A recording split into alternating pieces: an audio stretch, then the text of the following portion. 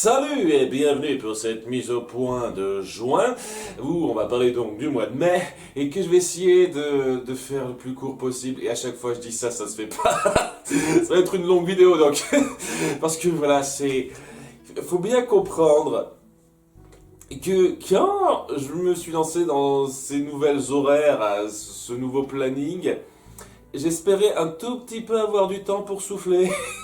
Je me suis dit, tiens, un petit Disney film en moins par mois, ça devrait me permettre de me poser un tout petit peu, de me reposer et de chercher quelques petites choses à côté. Non, non, non. C'est un rythme aussi insoutenable qu'avant et je pense que ça vient du fait déjà que j'ai un peu envie de faire un Total Splash toutes les semaines et aussi parce que depuis pas mal de temps, je fais des Disney films qui sont particulièrement longs et éprouvants à faire. Je veux dire, les Disney films du mois de mai étaient super longs. Je veux dire, il n'y en a pas un qui fait moins de 25 minutes. Et ouais, ça a demandé du boulot, d'écriture, de visionnage, parce que voilà, quand tu regardes un film qui te plaît pas, qui est assez long en plus, hein, les films ils durent genre 1h45, 1h50 pour que ce soit les Descendants et plus de 2 heures, à peu près 2 heures pour V pour Vendetta, ça je vous jure, ça vous prend plus de temps, hein, c'est sûr. Donc voilà, cette semaine, ce mois-ci, ça a été relativement ric-rac et j'ai perdu pas mal d'avance que j'avais.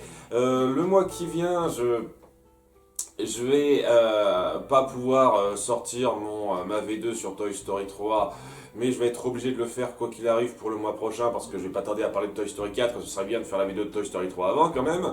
Voilà, il y a des tonnes de trucs qui se mettent en place, j'ai le sentiment que je vais pas beaucoup profiter de mes vacances de juillet-août, et c'est pour ça que je pense que lorsque j'aurai terminé les réacs sur Nadia et le secret de l'eau bleue, il va y avoir une grosse période de battement, hein. Je vais pas faire de réac tout de suite et sans doute que je vais ralentir un petit peu le rythme. Il y a de fortes chances que pour juillet-août vous ayez moins de Total Splash, alors que j'espérais un tout petit peu pouvoir conserver le rythme. En tout cas, ouais, c'est... Voilà, je m'attendais à pouvoir conserver une avance et me poser un petit peu avec ce que j'ai à faire, pas tant. Donc, en tout cas, ouais, on va parler... Je vais essayer de faire ça pas trop long de High School Musical, de Descendants, excusez-moi. Bon, j'ai dû réenregistrer cette partie parce que je me montrais un petit peu trop agressif à mon goût, donc autant pour vouloir gagner du temps, hein. Donc ouais, rapidement, mon avis sur Descendants, j'espère avoir été assez clair. Je trouve que c'est beaucoup trop maladroit, amateur, à pas mal de degrés, même si je respecte, comme je l'ai dit, ce que veulent faire passer les deux premiers films. Les deux premiers films, ils veulent faire passer une morale, un message qui est pas mal et qui se fait en étapes de façon assez fluide et pas trop rapide. J'avoue que j'apprécie ça. Mais bon, le troisième film a tout gâché, tout simplement. Cela étant, ouais, même s'il y avait eu un troisième film au même niveau que les deux premiers, j'aurais pas eu particulièrement de, euh, de grande passion pour cette trilogie parce que, comme je l'ai dit, c'est très très très mal fichu dans l'écriture et on sent le budget limité qui aide vraiment pas en plus de ça. La seule chose qui vraiment rend ces films un petit peu mémorables dans l'absolu, c'est surtout les chansons, les numéros musicaux qui sont pas mal. Vraiment, hein, je les trouve pas aussi génialissimes que certains. Sérieusement, quoi, la surpopularité de ces trucs-là, je trouve ça assez dingue, pas mérité, mais je comprends qu'on apprécie ça parce que c'est quand même entraînant et mémorable. Mais sinon, je vois vraiment pas ce qu'il y a de si génial que ça. Mais je comprends au bout du compte ce qui a attiré autant de gens là-dedans. Et c'est un terme, j'aurais dû le sortir lors de mes critiques, parce que ça a été dit en commentaire à quelques reprises.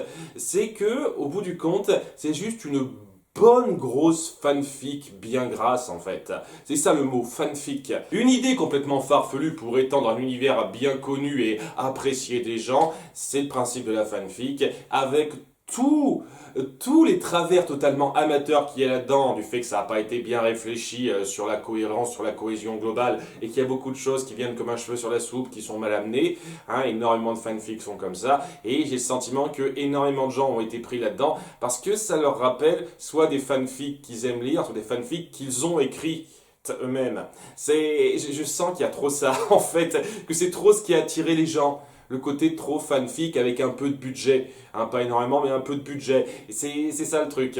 Et voilà le topo par rapport à ça. Le fanfic, ça peut être sympa à lire comme ça, mais c'est pas professionnel ces trucs-là. Hein. Il existe quelques fanfics qui se démarquent du lot, je dis pas le contraire, mais ça a jamais été professionnel. Même les plus connus comme Dragon Ball Multiverse, je suis désolé de dire ça, dès lors qu'on s'y penche un peu, il y a pas mal de choses à redire. Hein. Il y a pas mal de choses à redire sur comment sont forcés énormément d'éléments simplement parce que on sent que les auteurs avaient à cœur de mettre en avant tel personnage, telle chose, et que ça vient plus d'un petit délire de fan que d'une réflexion ultra poussée pour faire une histoire qui tient la route et qui essaye vraiment d'aller plus loin, de s'ancrer dans quelque chose de cohésif. Et qu'on soit bien d'accord, il existe des tas de films professionnels qui sont pas à ce niveau-là non plus, hein, mais c'est la qualité des grands films professionnels qui essayent d'aller loin, c'est le fait de ne pas vouloir faire de la fanfic, de ne pas partir dans le fanservice un peu gras, et c'est tout. Ça essaye de raconter une histoire qui se suffit à elle-même sans trop faire gaffe aux gens. C'est je pense, une des raisons pour lesquelles pas mal de personnes, dont moi, n'ont pas aimé Star Wars 9. C'est parce que ça essaye trop de faire plaisir aux gens et c'est pas le truc. Le truc, c'est pas de faire plaisir aux gens, c'est d'apporter une vision et de partir sur une approche pro d'une narration et d'une histoire. Et c'est clairement pas le cas, c'est pas du tout une approche pro, hein. C'est une approche fanfic à fond. Mais si ça vous plaît, tant mieux, mais j'espère que ça va pas être les fondements de la nouvelle fiction, des nouveaux films qu'on va devoir se faire, qui seront en vogue, parce que je vous jure, ça baissera nettement la qualité générale. Hein. Et bon, hein, c'est juste un cas à part. Et comme je l'ai dit, je peux comprendre qu'on apprécie les deux premiers films. Hein. Le troisième, vraiment pas, mais les deux premiers, je peux comprendre. Hein. Je peux comprendre ce qu'il y a de tirant là-dedans. En tout cas, ouais, on m'a repris sur quelques points et je vais revenir sur une partie de cela, pas tous, mais une bonne partie. Bon, déjà, la critique la plus basique qu'on m'a fait à plusieurs moments, c'est faut lire les livres. Les livres, ils ont un univers étendu, ça donne plus d'explications, ça va plus en profondeur sur tel truc. Alors, ce qui est un argument fallacieux de base pour moi, les 3 films ont été faits sans les livres, ils doivent se suffire à eux-mêmes. Si je dois lire un bouquin à côté, voire un produit dérivé en plus pour arriver à comprendre votre univers, c'est que vous faites quelque chose de mal dans votre produit de départ. Hein. C'est pas comme ça qu'on fait du bon produit central, parce que c'est ça qui a attiré les gens. Hein. Je précise, vous n'allez pas me dire que vous n'étiez pas pris là-dedans, mais vous avez lu les bouquins et tout d'un coup vous étiez pris là-dedans. Non, vous avez été pris là-dedans, donc ça vous a fait lire les bouquins et ça vous a peut-être aidé à être plus pris là-dedans. Mais n'allez pas me dire que ça a été fait dans le sens inverse, hein. Ou alors c'est des cas super rares, vous m'excuserez. Donc ouais, c'est un argument complètement fallacieux et foireux pour moi, hein, de dire faut lire les bouquins. Les bouquins peuvent peut-être apporter quelques petites profondeurs supplémentaires, mais ça doit pas être le pivot pour arriver à apprécier le film. Cela dit, d'après ce qu'on m'a dit, j'ai vraiment pas la sensation que ces bouquins apporteraient beaucoup de choses. Hein. J'ai le sentiment même que ça apporterait plus de problèmes que de solutions, ce truc-là, avec certaines choses qu'on m'a dites. Donc on va venir sur quelques points dont on a parlé, sachant que bon, le point le plus détaillé, c'est surtout celui-là qu'on m'a rabâché à plusieurs reprises, c'est le fait que la raison pour laquelle tous nos méchants sont vivants, c'est parce que nos gentils les ont ressuscités afin de les enfermer sur cette île. Donc voilà, on part du principe que c'est vraiment exactement les mêmes histoires que dans les films animés, mais après coup, hein, dans les films où le méchant est mort, souvent par sa propre faute, et ben les gentils se sont dit ressuscitons-les, ils ont pas assez souffert, on va les enfermer sur une île pour toujours. Waouh! Alors ça fait passer nos héros soit pour des crétins finis, soit pour des connards qui veulent tourmenter davantage leurs ennemis. Quelle que soit la façon de voir ça, je vois pas en quoi c'est une amélioration, en quoi ça justifie quoi que ce soit. Alors, on m'explique même pas comment ils ont été ressuscités, si ça se trouve c'est même pas expliqué dans le bouquin. Donc je vais partir de l'hypothèse la plus probable, étant donné qu'on est dans le même univers que Zeus, la mythologie grecque, tout ça, et bon, ils ont fait comme dans le film Hercule pour Mégara, c'est-à-dire qu'ils sont allés chercher leurs âmes dans les enfers pour les remettre dans leur corps. sachant que certains, leur corps devait être pas mal en lambeaux, donc je sais pas comment c'est censé marcher ça, mais voilà, et après avoir remis leurs âmes dans leur corps, ils les ont foutus sur cette île, ouais.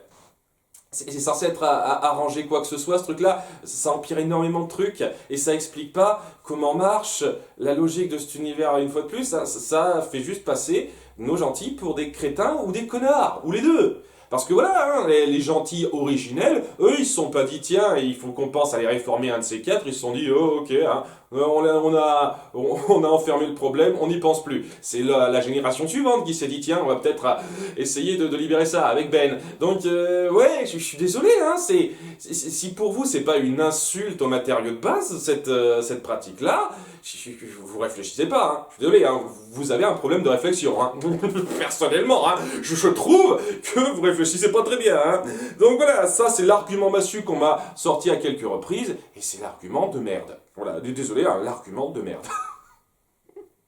Et ouais, honnêtement, j'ai pas eu énormément de trucs pour dire plus de choses sur l'univers étendu. C'était l'argument numéro un. Sinon, il y a des gens qui ont parlé de deux, trois petits détails, parce que bon, les livres, ça raconte quelques histoires en plus, et ça raconte des délires comme quoi les 100 dalmatiens, ils cherchent une école pour leurs enfants.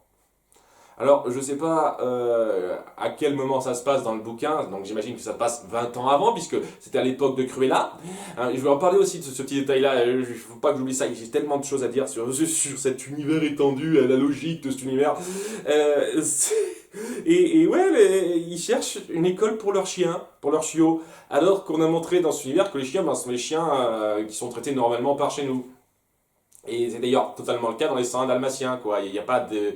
Même si c'est un univers un peu particulier où on se centre pas mal sur les animaux de compagnie, au bout du compte, c'est quand même très similaire à notre monde normal, hein, notre monde sans magie, etc. Donc, ouais, le fait que les 100 dalmatiens recherchent une école pour leurs chiots, c'est n'importe quoi. Il y a la fille du génie, le génie qui a une fille avec je ne sais pas qui, si ça se trouve c'était avec l'autre génie qu'on a vu dans la série, hein. C'est pas impossible qu'ils essayent de jouer un petit peu là-dessus. Et ben la fille du génie, elle est contente de pouvoir dormir dans une lampe. Alors qu'une fois de plus, je suis désolé, quoi, ça devrait être la dernière chose qu'elle voudrait, quoi. La lampe, c'est censé représenter la prison du génie. C'est de la connerie pour moi. C'est le truc le plus stupide, peut-être, qui a été fait dans la série Aladdin, ça. Le fait que le génie dorme dans sa lampe, c'est complètement con, ça. Donc, ouais, ça a pas l'air d'étendre l'univers très loin, de façon très intelligente, hein, ce délire-là. Hein. Surtout que, ouais, on m'a juste dit, ils ont été ressuscités sans plus d'explications. Donc, ouais, qu'est-ce que ça veut dire? Comment est-ce que ça justifie le fait que tous nos méchants habitent durant la même période? Comment ça se fait qu'il existe Cruella, Maléfique et Mulan, Shan Yu, donc, dans la même période, au même endroit? Comment c'est possible? Mulan, l'époque de Mulan, donc c'était la Chine un peu antique. Bon, je sais pas exactement à quel niveau, hein, vous m'excuserez à nouveau, moi les airs, je sais jamais comment les appeler, mais voilà, c'était une Chine à une époque assez reculée. Là, on a les 101 dalmatiens qui se passent durant le XXe siècle, clairement, et on a Maléfique qui se passe donc à une époque aussi reculée, mais vraiment où il y a totalement la magie, tout ça, quoi. Hein, bon, on pourrait dire pareil pour Mulan, je reconnais, hein, avec Mouchou, etc., mais voilà, c'est une sorte de magie de conte de fées très différente. Tu fais ces trois univers-là, et je cite que ces trois univers-là, mais on pourrait coller énormément de trucs à côté, ça apporterait encore plus de problèmes. Vous fourrez ces trois univers-là ensemble, vous dites que ça coexiste en même temps, et moi la question que je pose, c'est comment ça se fait? Voilà, comment ça se fait que ça coexiste? Est-ce qu'il y a une explication dans votre bouquin? Parce que personne ne m'a dit ça en commentaire, hein. Voilà, il y a des gens qui ont sauté sur l'occasion de faire leur malin en disant «Ah, et dans le livre, ils disent qu'ils ont été ressuscités!» C'est tout. Ça explique pas comment ça se fait qu'ils coexistent en même temps, hein. Hein, et ne me dites pas qu'ils ont été ressuscités à des époques différentes, c'est impossible. Hein. On voit que la mère de Loni, Mulan, vit en même temps que la Belle et la Bête, qui vivent en même temps qu'Aurore et Philippe, et qui vivent en même temps que Cruella, tout ça. Enfin, Cruella, c'est peut-être... C'est le moins logique, quoi, parce que Cruella, elle est censée vivre beaucoup plus en avance dans le temps, en avant dans le temps, donc c'est n'importe quoi. Je suis désolé, c'est n'importe quoi. Dès lors qu'on s'y penche, quoi. Il y a tellement de trucs, et avec le peu qu'on m'a montré, ça me donne presque envie de faire des Disney-files sur les bouquins. Voilà, de prendre la peine de lire qu'il y a dans ces bouquins et de détruire davantage cet univers qui semble n'avoir aucun fondement, un tant soit peu réfléchi, et qui semble super mal construit, quoi. C'est juste des délires de fanfic qui sont pas réfléchis, c'est vraiment ça.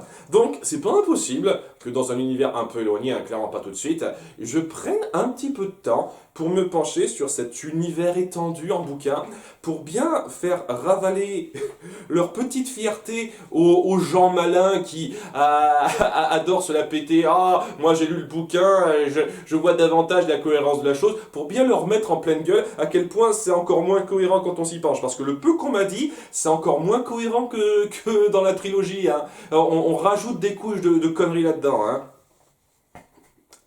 Voilà, ah, donc c'était le truc que je voulais dire, et je précise que j'étais beaucoup plus agressif que ça la première fois. C'est pas la seule chose, hein. Il y a des choses sur lesquelles on a un petit peu repris, par exemple... pourquoi Uma arrêtait pas de vouloir qu'on dise c'est quoi son nom, parce on n'arrêtait pas de la surnommer Poisson Pourri quand elle était petite à cause de Mal, et donc ouais, c'est une sorte de traumatisme. Il y a quelqu'un qui a essayé de la jouer là-dessus. Oh mais c'est grave, c'est une espèce de traumatisme. Je suis désolé les gars, on a eu des tonnes de surnoms à la con quand on était petit. Arrêtez de faire comme si ça faisait un traumatisme. Et si elle est traumatisée par un surnom à la con qu'on lui a donné quand elle était petite, waouh, super caïd, hein, Uma. Oui, j'ai vu qu'elle avait ce surnom à la con, c'était un petit délire à la con du second film qui menait à rien, qui allait nulle part. Vous vouliez vraiment que je me penche là-dessus parce que ça veut rien dire, ça signifie que dalle. Tout le monde a eu un surnom à la con en étant petit, quoi. Enfin, la plupart des gens, j'ai eu des surnoms à la con. Hein, quand on avait un nom de famille comme le mien, je peux vous assurer qu'on se privait pas de faire des jeux de mots pourris là-dessus, et c'est resté un petit moment, hein. Ensuite, rapidement, on m'a parlé d'Harry. Harry Crochet, qui apparemment serait en fait légitimement gay. C'est pas juste un petit délire mal fait dans le film. Alors je sais pas, une fois de plus, est-ce que c'est particulièrement prolongé dans les bouquins ou si c'est seulement une interprétation par rapport au second film, parce que je trouve vraiment pas que ce soit particulièrement appuyé. Genre il a quelques moments où il est un petit peu proche de Gilles à la fin du second film, mais super rapidement, donc je vois pas en quoi c'est extraordinaire ou quoi que ce soit. C'est ce genre de rapprochement quand on est un peu proche, quand on est potes, ça se fait. Hein. Il me semble que ils font un peu pareil, Carlos et Jay, à un moment donné. Donc, en fait, en toute sincérité, si je dois pointer qui pourrait être gay dans la saga, je pourrais pointer Jay et Jill dans le troisième film. Hein. On les montre se rapprocher un petit peu et vouloir faire un peu la découverte du monde ensemble. Limite, ça pourrait être ça, quoi. Ça pourrait limite être ça. Bon, hein, je pense pas, hein, c'est moi qui surinterprète, mais c'est comme pour les gens qui surinterprètent le fait que Harry serait gay. Après, à nouveau, peut-être que c'est davantage expliqué dans l'univers étendu. À ce moment-là, c'est pas un problème, c'est pas grave, c'est pas un truc particulièrement important. Et puis bon, s'il est gay, il serait bisexuel parce que, ouais, dans le troisième film, on le voit vouloir choper de la meuf, mais totalement. Hein. C'est un petit peu son arc dans le troisième film. Il sert à rien, Harry Crochet, à part un tout petit peu appuyer Uma et vouloir se taper à la première jolie fille qui pourrait se taper, quoi. Seulement à chaque fois, elle est avec quelqu'un, et à la fin, il a des yeux sur Audrey, qui apparemment ne veut plus du tout être avec Chad, on la comprend, et voilà, c'est... Donc, ouais, il est bi, mais surtout hétéro, quoi. Ensuite, oui, puisqu'on parle d'Audrey, je vais avoir une petite diatribe dans pas longtemps qui a déjà été enregistrée avant et que je vais garder ça. Ouais, on a essayé de justifier le fait que elle et Ben sortaient ensemble parce que c'était une sorte de mariage arrangé. Ça a été organisé dès lors qu'ils étaient jeunes, et il y a quelques petites images, quelques petites photos qui appuient ça dans le troisième film, et c'est clairement pas appuyé dans le premier film. Hein. Je trouve même que ça entre totalement en contradiction.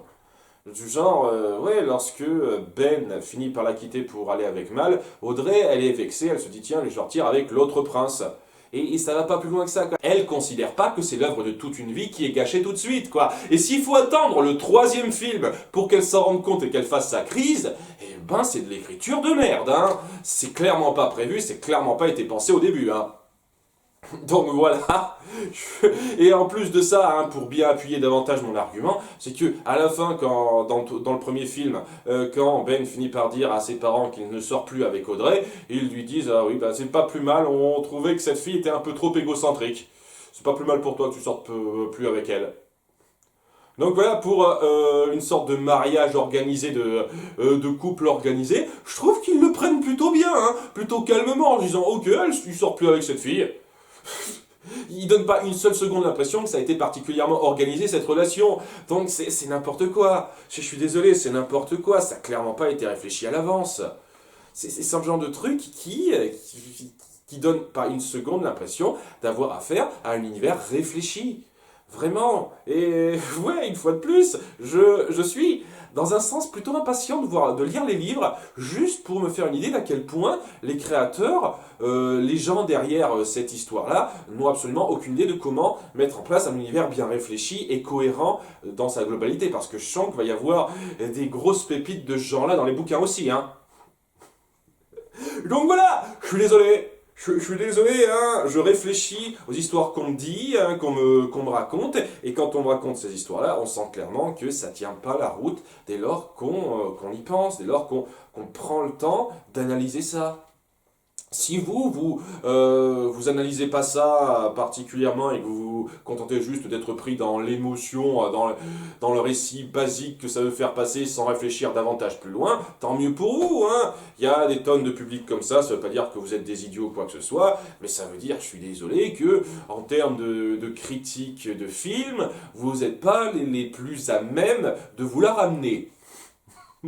Voilà, je le dis, hein. Bon, hein, une fois de plus, j'ai été beaucoup plus agressif que ça la première fois, donc. Sinon, un petit mot rapide, parce qu'il y a quelqu'un qui en a parlé sur la série Ever After High, que j'ai pas regardé, parce que je n'ai jamais été pris dans le style. Mais la série Ever After High, qui est sortie bien avant cette trilogie-là, ces films-là, semble raconter exactement la même base, c'est-à-dire les descendants des héros et méchants de contes de fées qui vont à la même école et qui doivent un petit peu apprendre à cohabiter par rapport à ça. Et apparemment, d'après les gens qui ont posté, c'est beaucoup mieux fait. Et ça me donne presque envie de considérer ça comme une série réac, même si, une fois de plus, le style visuel, ça ne me paraît pas super prometteur. Mais bon, hein, au-delà du style visuel, ça peut être très sympa, hein, faut voir.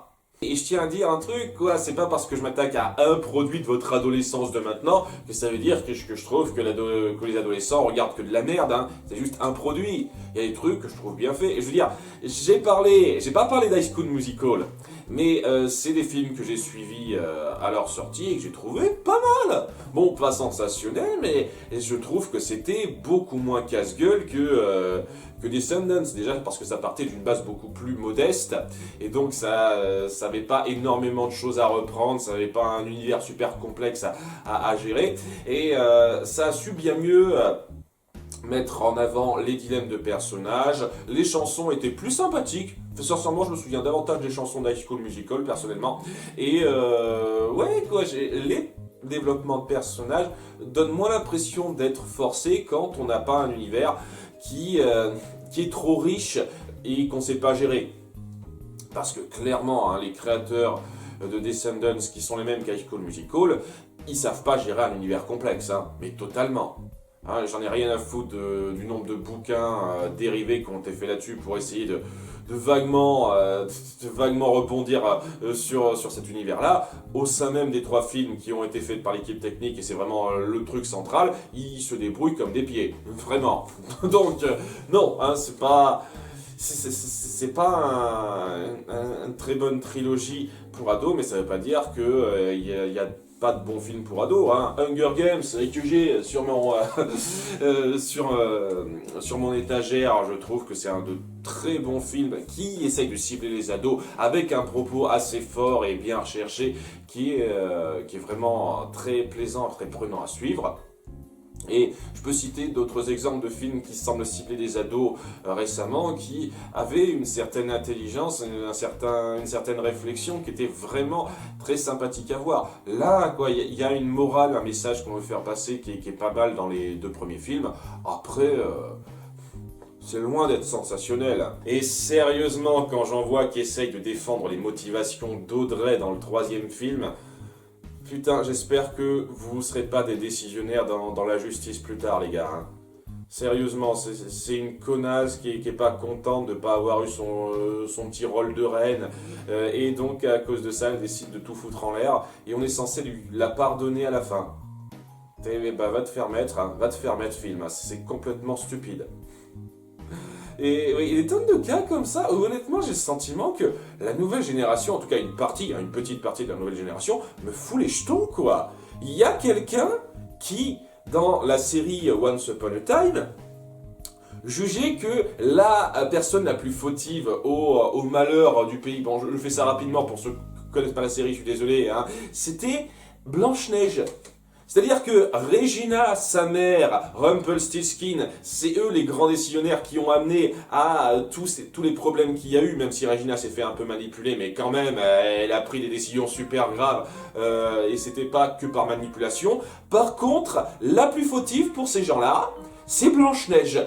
Parce qu'elle n'a pas tenu un secret lorsqu'elle était petite, lorsqu'elle avait 10-12 ans, je ne sais plus exactement, et en se faisant un peu manipuler d'ailleurs, elle n'a pas su tenir un secret, ce qui a amené à un malheur. Elle n'a pas eu de veine, elle a été prise dans quelque chose qui l'a dépassé, mais c'est elle la fautive, c'est elle la connasse pour la personne en question, que j'ai lu en commentaire. Eh ben dis donc, tu me fous les jetons toi. Hein. J'espère vraiment que tu n'auras aucun rôle important, aucun travail décisionnaire important dans la vie. Hein. Parce que vraiment, j'ai clairement pas envie que tu sois à la tête de quoi que ce soit pour décider de quoi que ce soit. Hein. Si tu as ce genre de considération là. Hein.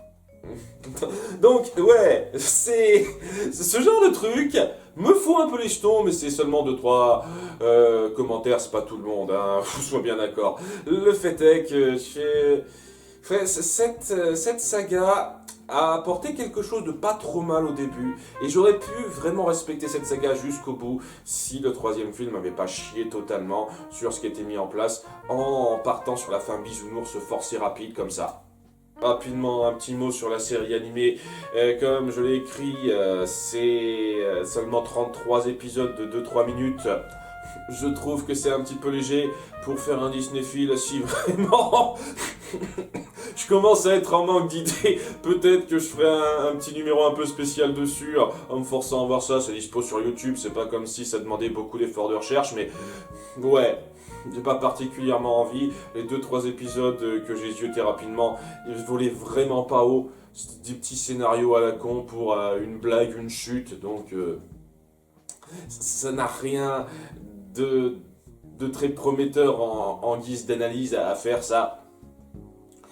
Sinon, ça nous amène au point sans doute tout aussi polémique, si ce n'est plus, de ce mois-ci, c'est-à-dire V pour Vendetta, que je n'ai pas encore publié au moment où j'enregistre cette vidéo, donc si ça se trouve, je m'inquiète pour rien, les gens auront bien pris, mais c'est pas impossible avec certains points où je suis allé, qu'il y ait eu polémique et que certains aient assez mal pris une partie des commentaires que j'ai faits.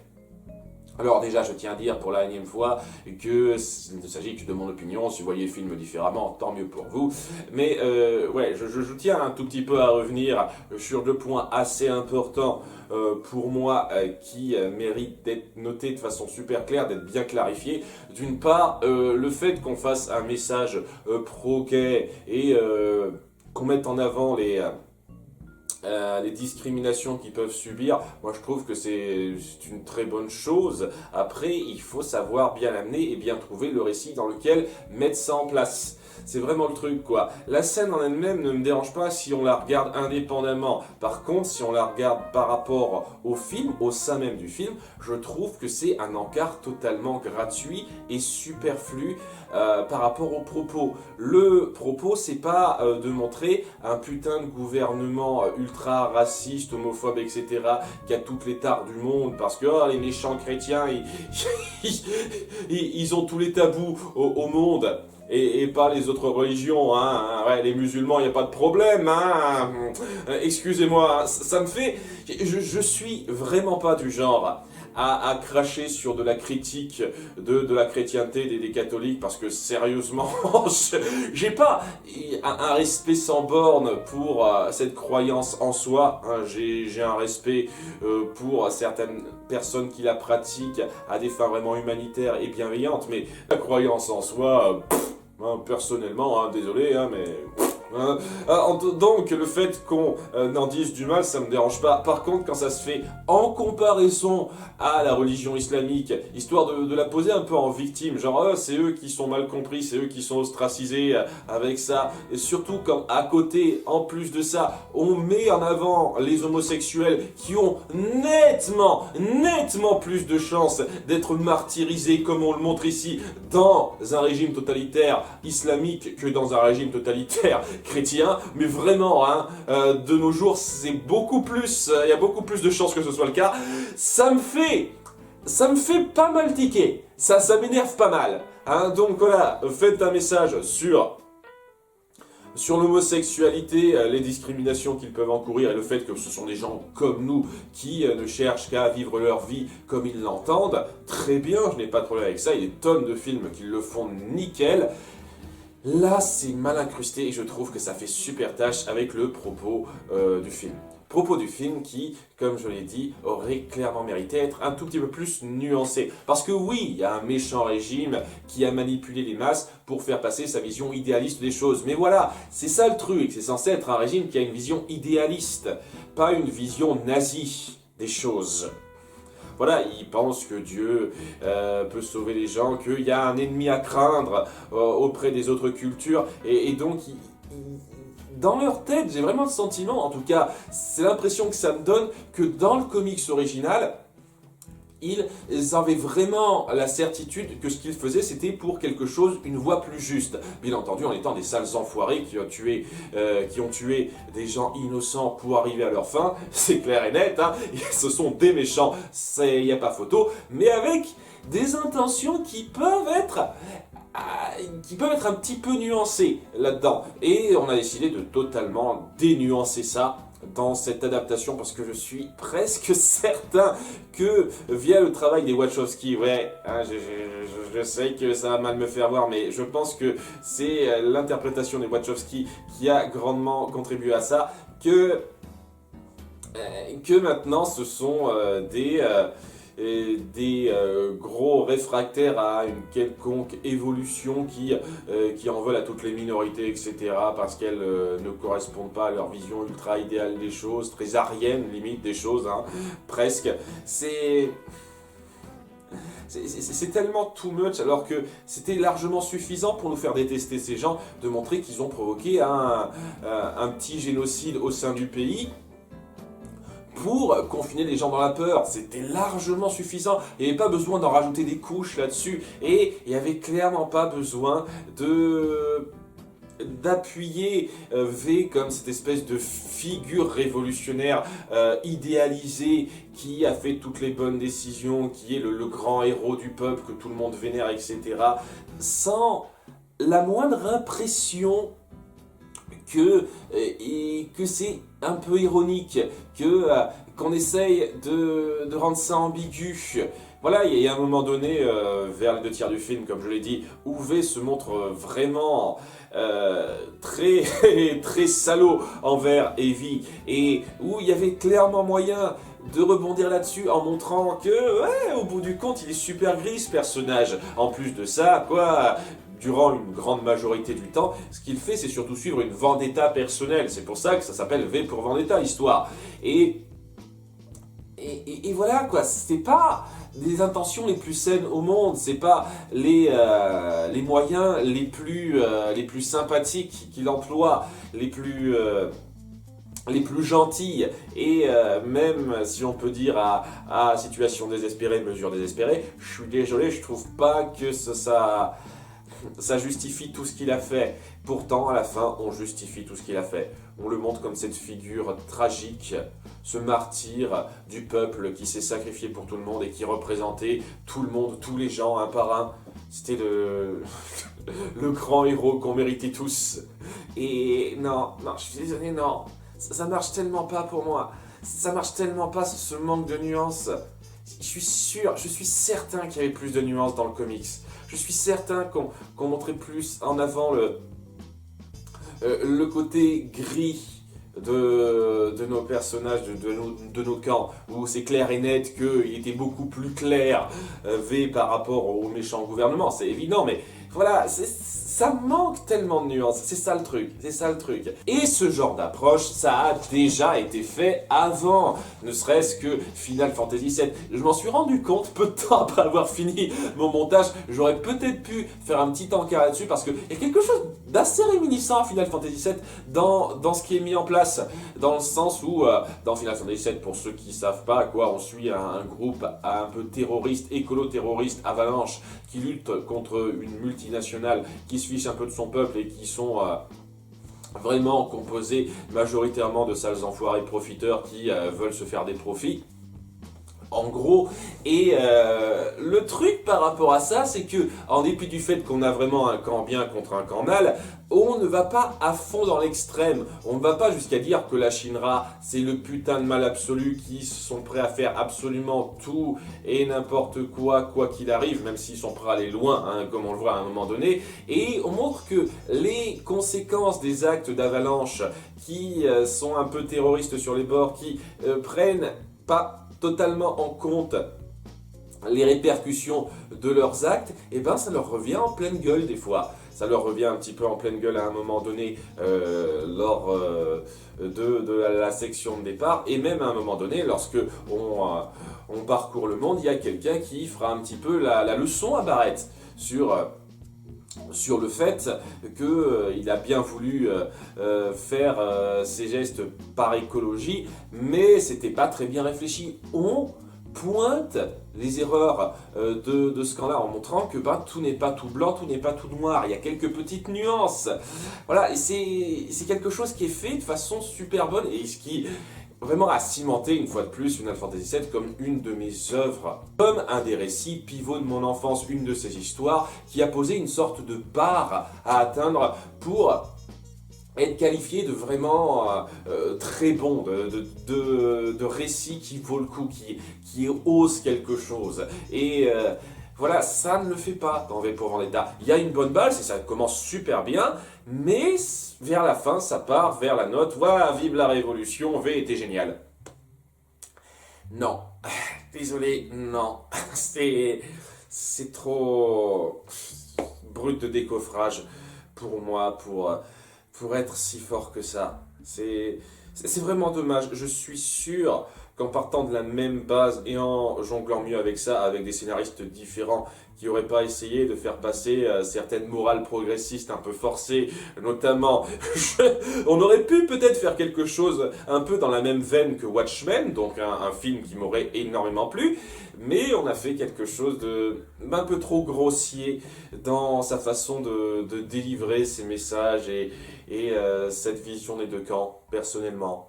Bien, maintenant que ça c'est fait, on va passer un petit peu au sujet global du jour, qui m'a été pas mal inspiré par un commentaire qu'on a dit à chaque vidéo de Descendants. Apparemment, les gens avaient à cœur de parler de ça, mais totalement, sur la mort de Cameron Boyce, l'interprète de Carlos dans Descendants, qui honnêtement m'a pas marqué plus que ça. Voilà, je vais dire un truc.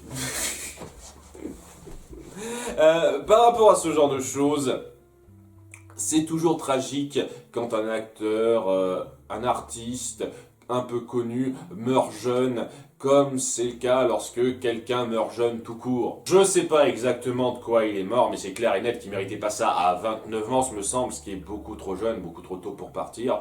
Et voilà, hein, c'est clair et net que ça doit être horrible pour ses proches et pour les fans de l'acteur, dont je ne fais pas partie, mais ça doit être horrible pour ces gens-là. Et c'est sûr que ça ça crée une perte assez notable. Après, juste un truc, c'est pas parce que il est mort que je vais tout d'un coup considérer son travail comme étant excellent. Je trouve pas une seule seconde que c'était un mauvais acteur. Il jouait tout à fait correctement son rôle dans Descendants avec le peu qu'on lui donnait, parce qu'il faut dire ce qui est, il n'a pas eu de grands moments pour briller, je trouve. Je pense que le moment où il brille le plus, c'est lorsqu'il convainc Mal d'accepter qui elle est et de laisser Ben vraiment décider si elle veut être avec elle, ce que Mal devrait déjà savoir. Après tout ce que Ben a été prêt à faire à la fin du premier film, je trouve ça assez dingue quand même qu'elle s'en rende pas compte, Mal. Mais voilà quoi, il était très convaincant à ce moment-là. Après le reste de la trilogie, sans vouloir être vexant, c'est un personnage pas super marquant. Mais ça vient clairement pas du personnage, de l'acteur qui joue avec ce qu'on lui donne, c'est-à-dire un rôle. Voilà, il est là. Qu'est-ce que vous voulez que je dise, hein? À un moment donné, t'as pas un texte super génial pour faire passer quelque chose, là, tu fais de ton mieux et voilà, hein, ton personnage il passe. C'est ça le truc, hein. Donc, j'ai pas énormément de choses à dire sur son talent d'acteur, mais bon, c'est pas comme si on lui permettait de le mettre énormément en avant dans ses films, en tout cas je trouve.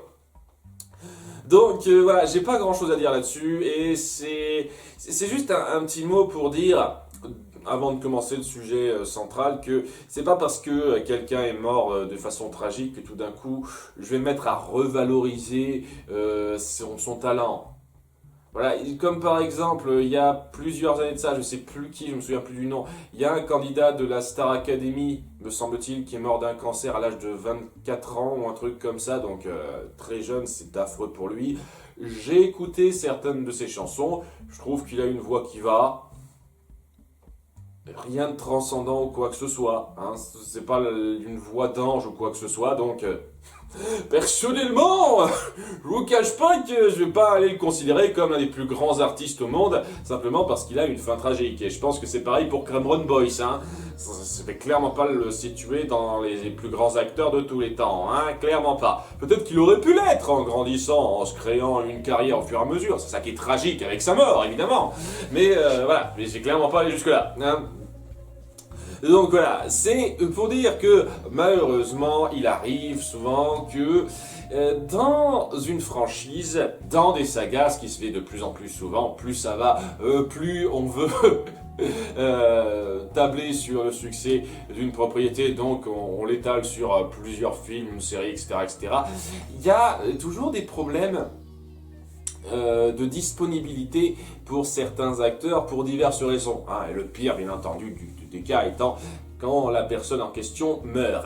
Hein, là, c'est difficile de le revoir à ce moment-là. Hein. Récemment, on a eu donc Carrie Fisher pour Star Wars 8 qui nous a quittés, et donc ça a un petit peu amené à son traitement dans Star Wars 9. Hein. On pouvait clairement pas l'utiliser à fond.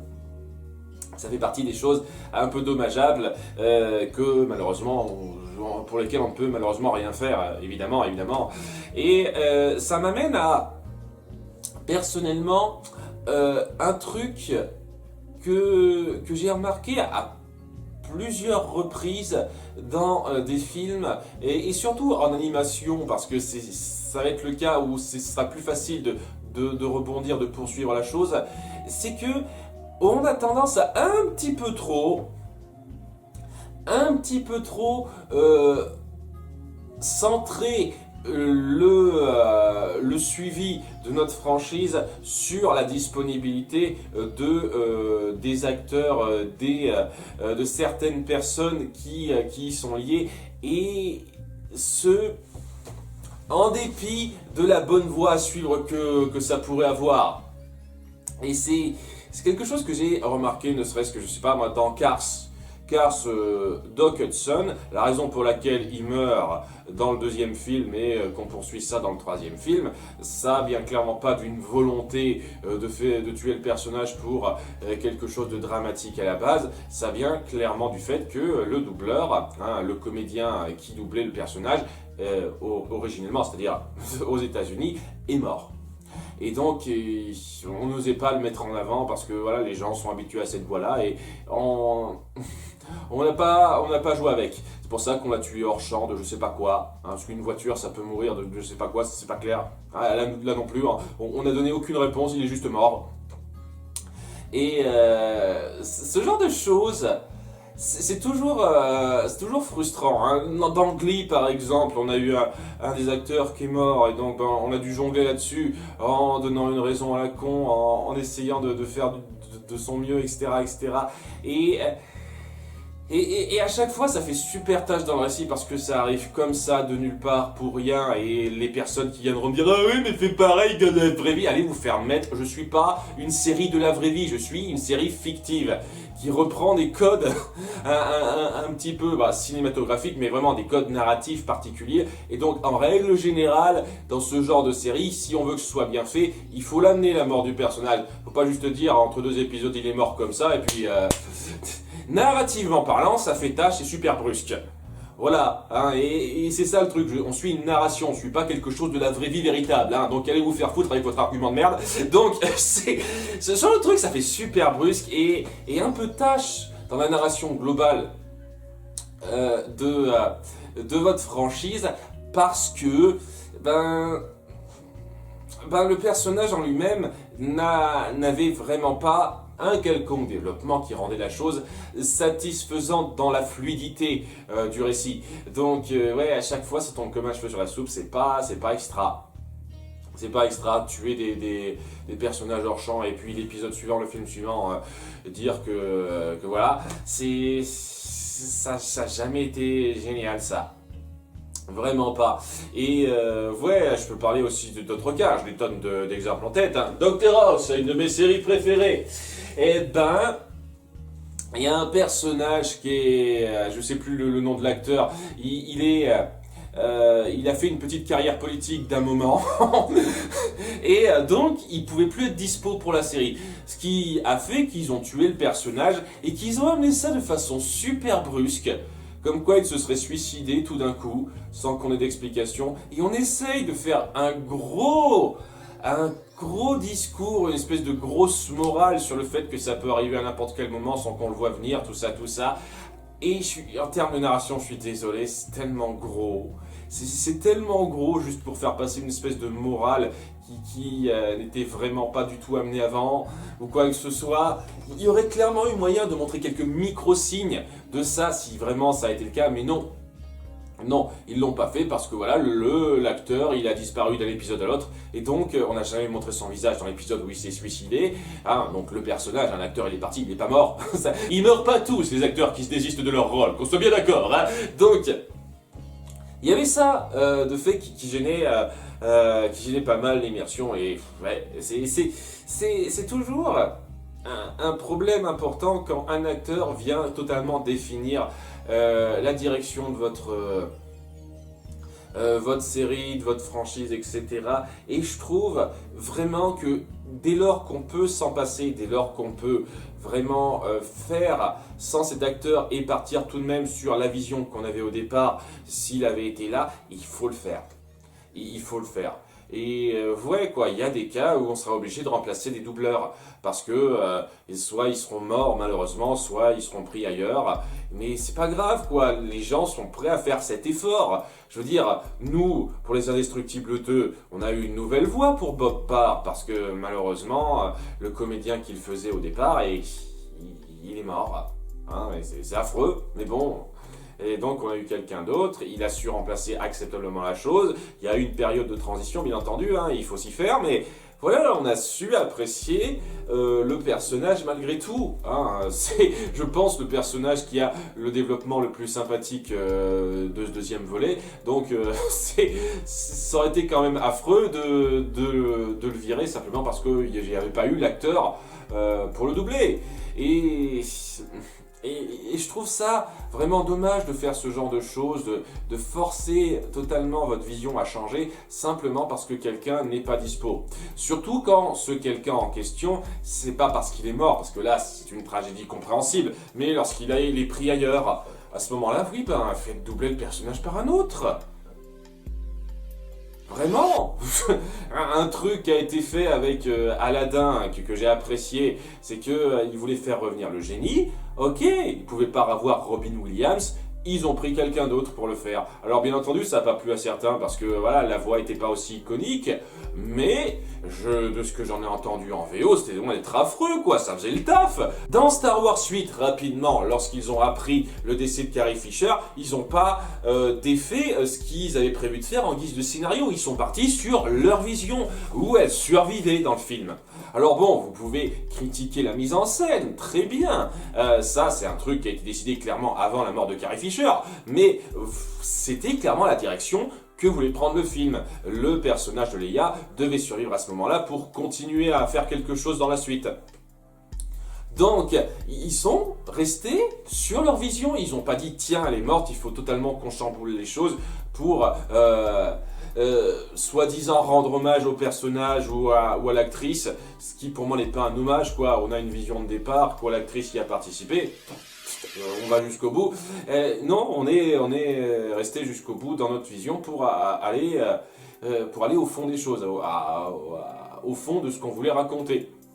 Alors, que ça plaise ou non aux gens qui aiment pas, c'est un détail, hein, c'est autre chose. Mais voilà, ils sont allés à fond là-dessus et voilà, c'est une approche qu'il faut faire pour moi. Sinon, en tant que spectateur qui est là pour suivre un produit artistique, eh ben, je me sens assez lésé. Hein, voilà, je me suis senti souvent lésé de certaines restrictions qui ont dû être faites dans des films, dans des séries, etc. Parce qu'on ne pouvait pas reprendre tel ou tel acteur, tel ou tel comédien pour tel ou tel rôle. Hein, et c'est déjà assez ennuyeux dans des films live action de devoir faire ça. Hein, parce que oui, c'est vrai que c'est difficile. Je comprends que ce soit difficile de changer un acteur par un autre pour le même rôle. Ça peut être assez ennuyeux, c'est vrai. Hein, ça peut vraiment gêner les personnes qui suivent. Mais même là, limite, je préférerais ça à un changement total de vision et une espèce de roue de secours qui a été faite. Un truc qu'on reproche à The Dark Knight Rises, avec lequel je suis assez d'accord, c'est le fait que ça donne l'impression que le scénario a été pensé un petit peu à la dernière minute. Parce que c'est le cas. À la base, c'était censé poursuivre un petit peu avec le Joker, ce troisième film, son procès, comment il serait pris là-dedans, etc. Seulement voilà, à cause de la mort d'Heath Ledger, on n'a pas pu le faire. Et donc, au lieu d'essayer de partir sur ce scénario-là en essayant, je sais pas, de faire de la mise en scène un peu particulière pour dire que le Joker est présent sans montrer son visage, ou à la limite de prendre quelqu'un qui ressemble pas mal à Heath Ledger pour donner un petit peu le change, ce qui serait, je sais, un petit peu insultant pour l'acteur, pour certains. Pour moi, ce serait pas insultant pour l'acteur, c'est un rôle qui doit être joué, merde, faut arrêter les conneries. Surtout qu'il y a un maquillage qui se fait, quoi, donc ça joue un rôle assez important, ça, le maquillage. Il y avait moyen de partir sur le scénario de base et peut-être de donner une conclusion plus satisfaisante. La conclusion qu'on a eue avec The Dark Knight Rises, elle m'a plu. Hein, c'était pas la plus grande conclusion qui soit, c'est le film le plus faible du lot pour moi, mais ça reste quand même un film sympathique, hein, je regrette pas de l'avoir vu. Voilà, on aurait pu partir sur la vision vraiment précise que voulait Christopher Nolan. On aurait pu faire quelque chose qui sortait vraiment d'une réflexion poussée sur la durée, mais on n'a pas fait ça parce qu'il fallait respecter la mort d'un acteur, l'absence de cet acteur-là, et c'est un gros frein, je trouve, cette espèce de considération un petit peu trop poussée de ce que l'indisponibilité des acteurs, qu'elle soit tragique ou non, nous force à faire. C'est vraiment dommage. C'est vraiment dommage de devoir passer par là et de lâcher ces idées voulues au départ, simplement parce que on peut pas, il n'y a plus telle ou telle personne qui peut participer au projet. Alors que très souvent, je pense qu'il y a moyen de faire avec. Très souvent, il y a moyen de faire sans, surtout. Ce genre de choses peut être assez ennuyeuse personnellement en tant que spectateur qui veut voir une œuvre d'art, quoi, et pas juste des des arrangements par rapport à ce qu'on peut se permettre ou pas, c'est un petit peu ennuyeux. Parce que pour moi, au bout du compte, l'œuvre, dans son intention, doit aller au-delà de ses participants. Aussi tragique que ce soit, ça ne devrait pas être le désistement d'un participant qui devrait totalement chambouler la direction que veut prendre l'œuvre. Et c'est malheureusement ce qui se ressent dans certains cas quand voilà, un acteur ne peut plus être là et qu'on est un peu forcé de faire les choses. Pour moi, c'est toujours frustrant en termes artistiques. Bien entendu, ça peut être tragique et triste pour la personne, évidemment, et c'est le plus important en termes humains. Mais je parle en termes artistiques, hein, parce que bon, au bout du compte, je suis désolé, hein, ces gens-là, je les connais pas personnellement. Hein. Je veux dire, il y a des tonnes et des tonnes de morts partout dans le monde à chaque minute. Si je devais être triste pour tout le monde, j'aurais pas fini. Hein. Je suis désolé, hein, vraiment désolé de passer pour un sans-cœur avec ça, mais il faut pas exagérer non plus, quoi. Je vais pas pleurer chaque mort qui existe, quoi. Donc, en dépit du côté tragique humain qui peut y avoir, ce qui n'est pas toujours le cas, hein, à nouveau, hein, les désistements, c'est pas forcément dû à une mort. L'œuvre et sa bonne tenue, pour moi, ça devrait être la chose la plus importante lorsqu'on veut la créer, cette œuvre. Et pas juste, il faut qu'on s'arrange avec les petits problèmes qui sont causés par une personne qui peut plus être là. C'est dommage d'avoir ce genre de restrictions qui sont un peu trop dictées par moment. Parce que voilà, il y a des fois où c'est inévitable, et je trouve qu'il y a des fois où c'est vraiment pas le cas. Voilà, vous avez perdu un de vos comédiens pour le doublage de telle franchise animée. C'est dommage, c'est super triste. Vous pouvez continuer le personnage. Vraiment. Vous pouvez trouver quelqu'un pour remplacer, hein. Bien entendu, ce ne sera peut-être pas forcément génial pour certains puristes qui voudraient à fond la voix, mais bon, qu'est-ce que vous voulez, on ne peut pas forcer les gens à ressusciter. Vous pourrez continuer ça, si vous avez vraiment quelque chose à raconter autour du personnage, ou amener quelque chose autour du personnage. Et c'est ce qui a été fait avec Dumbledore, quoi. Dumbledore, par exemple, dans Harry Potter, la saga, le personnage, il a poursuivi son rôle jusqu'au moment où il devait arrêter son rôle, en dépit du fait que l'acteur de base est mort, le premier acteur qui devait le jouer. On a continué, et puis étant donné que c'est quelqu'un qui avait un visage qui est très expressif par la barbe et les cheveux, ça a aidé pas mal à camoufler le visage et à rendre la chose plus fluide d'un acteur à l'autre. Hein. Ça a bien joué ça. Voilà, on a continué Dumbledore parce qu'il fallait continuer Dumbledore en l'histoire. C'est un truc que je salue, ça. Voilà, on n'a pas tué le personnage et continué avec quelqu'un d'autre simplement pour rendre hommage à l'acteur. C'est quelque chose qui me plaît. Vraiment, vous avez quand même eu la décence artistique de continuer ça, et pour moi, c'est pas manquer de respect à l'acteur que de faire ça. Voilà, l'acteur, c'est tragique, c'est dommage pour lui, c'est triste pour ses proches, mais enfin, show must go on. Et au bout du compte, je suis vraiment pas sûr que l'artiste, s'il pouvait dire son mot, aurait voulu que tout s'arrête après sa mort, à part s'il était un gros égocentrique. Genre, oui, tout est autour de moi, maintenant que je suis plus là, je veux plus qu'on monte ce personnage. Hein. Je pense pas. Hein, je pense qu'un vrai artiste qui est attaché à son art voudrait qu'on continue le personnage le plus fidèlement possible, le mieux possible sans lui. Parce que ce serait vraiment aller jusqu'au bout de la chose, faire ce qui est nécessaire pour que ça marche. Et ouais, c'est difficile dans certains cas. Par exemple, le fait que Cameron Boyce soit mort, ça a empêché apparemment la sortie d'un 4e Descendants. C'était prévu, c'était sans doute les retombées après le choix complètement débile de Descendants 3, ce qui aurait pu être une espèce d'excuse à cette espèce de conclusion de merde qu'on nous a filée, mais apparemment c'est foutu puisque Cameron Boyce ne peut plus jouer. Ils peuvent pas continuer l'histoire sans lui, hein, ils peuvent pas dire que malheureusement le personnage est mort ou il est parti en vacances avec sa chérie quelque part. On peut pas dire tiens que Carlos et Jen sont partis en vacances, ils sont installés ailleurs et maintenant ils mènent la belle vie ensemble. Et voilà quoi, dire qu'il a une fin heureuse dans son coin et on fait sans lui. On peut dire comme ça et continuer. Et puis Samuel Jackson, pour ce qu'il apporte en tant que personnage, la plupart du temps, on pourrait se passer de lui. Hein. Il n'a pas servi à grand chose dans le troisième film. Il n'a pas servi à grand chose dans le premier film. Et honnêtement, dans le deuxième film, c'est pas non plus comme si c'était super vital ce qu'il a fait. Donc, ouais, le personnage de Carlos, si on fait sans lui, je pense que vous pouvez partir sur votre vision de scénario que vous aviez. Hein, à moins que vous comptiez lui donner un rôle pivot pour une fois, et pas à Mal qui est censé être au centre de tout. C'est toujours elle qui est au centre de tout.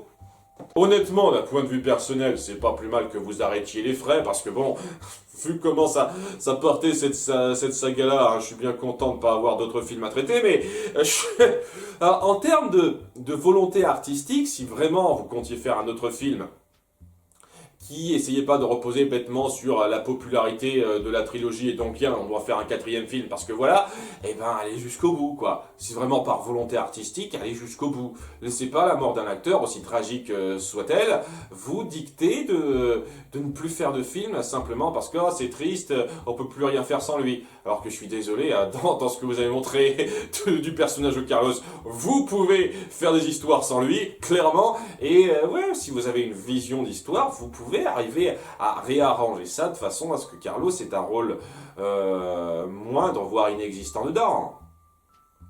Vraiment.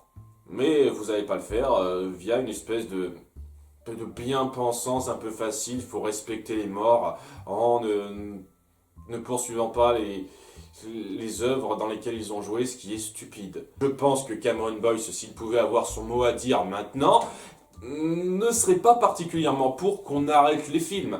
Ou alors vraiment il n'en avait rien à foutre de cette franchise et à ce moment-là, ok, hein, très bien, hein, arrêtons les films par rapport à ça, mais s'il était un tant soit peu attaché à cette franchise et à son rôle, il serait clairement pas pour qu'on arrête ces films-là. Il se dirait tiens, continuez sans moi. Vraiment, faites perdurer cette saga qui signifie quelque chose pour moi sans mon personnage. Et poursuivez la chose. Vraiment. Mais non, on ne va pas le faire via une espèce de considération un peu facile qui honnêtement n'a absolument rien à voir avec le deuil. Je trouve pas que ce soit particulièrement respecter les morts que de ne pas poursuivre les œuvres dans lesquelles ils ont joué avant. C'est juste arrêter ce qu'ils ont fait avant. Plutôt que de faire perdurer les œuvres dans lesquelles ils ont joué, ce qui pour moi serait plus un témoignage de respect envers ces œuvres en question, histoire de dire voilà quoi, on continue jusqu'au bout et on va poursuivre cet héritage que cet acteur nous avait permis de commencer. Je trouve que c'est beaucoup plus du respect envers les morts de poursuivre la chose que de l'arrêter. Vraiment. Donc voilà, cette espèce de considération un petit peu facile, sans doute pour respecter les gens, je trouve que ça va dans le sens inverse, personnellement. Enfin bon, une fois de plus, on fait pas de Descendants 4, je vais clairement pas en faire une jaunisse, hein. Mais bon, si ça se trouve, ils reviendront sur leur décision au bout d'1 ou 2 ans et ils en feront un. Ça me surprendrait pas. On verra bien. Hein. De toute façon, quand ça arrivera, je ferai sans doute une critique de ça. Et ça rattrapera peut-être la merde qu'on nous a donnée dans l'épisode 3. Peut-être. Faut pas trop y croire, hein. En tout cas, voilà qui termine cette mise au point. Merci d'avoir suivi. Ce mois sera un peu moins chargé que d'habitude. Et normalement, les mois de juillet-août, je vais essayer de prendre un petit peu de temps pour me poser, pour prendre des vacances. Donc, il va y avoir certaines choses qui sauteront un petit peu, je pense. Donc oui, attendez-vous à ce qu'il y ait un tout petit peu moins de contenu dans les 3 mois à venir. Je vous préviens tout de suite, mais il y aura toujours du contenu régulier, rassurez-vous. À bientôt pour de futures vidéos. Bye!